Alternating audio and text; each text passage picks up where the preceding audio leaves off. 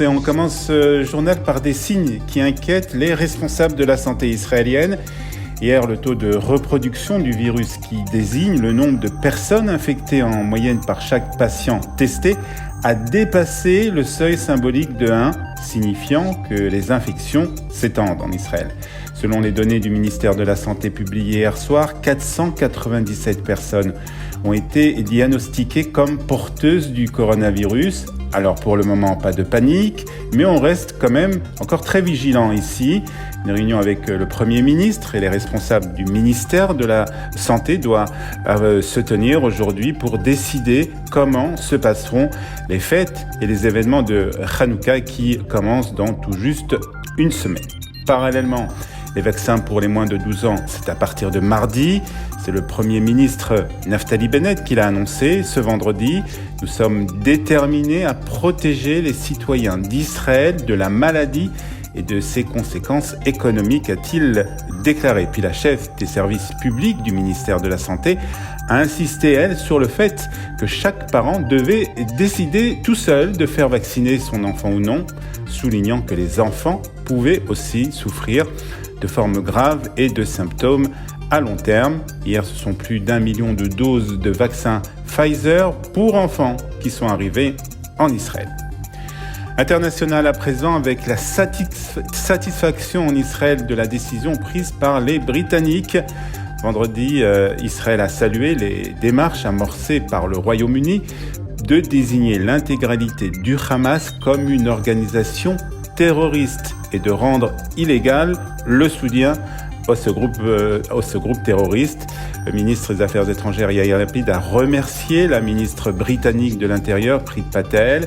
Il s'agit d'une décision importante et significative qui donne aux organes de sécurité britanniques des outils supplémentaires pour empêcher le développement continu de l'organisation terroriste du Hamas, y compris en Grande-Bretagne, a déclaré le ministre israélien des Affaires étrangères. Et puis la décision a également été applaudie par le Premier ministre Naftali Bennett. Le Hamas est une organisation terroriste purement et simplement. L'aile politique permet son activité militaire. Les mêmes terroristes, mais en costume. C'est ce qu'a tweeté Naftali Bennett. Il a aussi remercié son homologue britannique Boris Johnson pour son leadership sur ce sujet.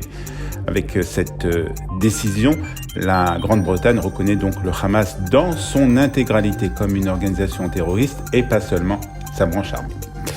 Et le président de l'État pourra sans doute remercier les autorités britanniques puisqu'il doit s'envoler aujourd'hui pour Londres. Yitzhak Herzog et son épouse rencontreront le prince Charles ainsi que le Premier ministre britannique et ils assisteront aussi aux cérémonies commémoratives en l'honneur du rabbin Jonathan Sachs, décédé il y a tout juste un an. C'est la première visite de Yitzhak Herzog en Angleterre en tant que président de l'État. Hier, des soldats israéliens ont identifié un suspect dans la région de Metula, dans le nord d'Israël. Il a été arrêté alors qu'il était en possession de 41 paquets de drogue et de munitions d'une valeur d'une centaine de milliers de shekels. Les premiers indices montrent que le trafic a probablement été effectué du Liban vers Israël. Et nous allons terminer ce premier point de l'actualité israélienne par le temps en Israël et les Israéliens qui ont vécu un véritable Shabbat hivernal ce week-end avec les premières pluies et les premiers dégâts aussi et les premières victimes malheureusement.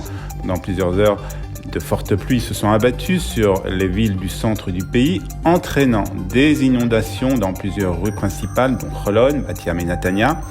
Sur la route 443 en direction de Jérusalem, un motocycliste de 20 ans a dérapé en raison d'une chaussée glissante et a été tué sur le coup et a ramené.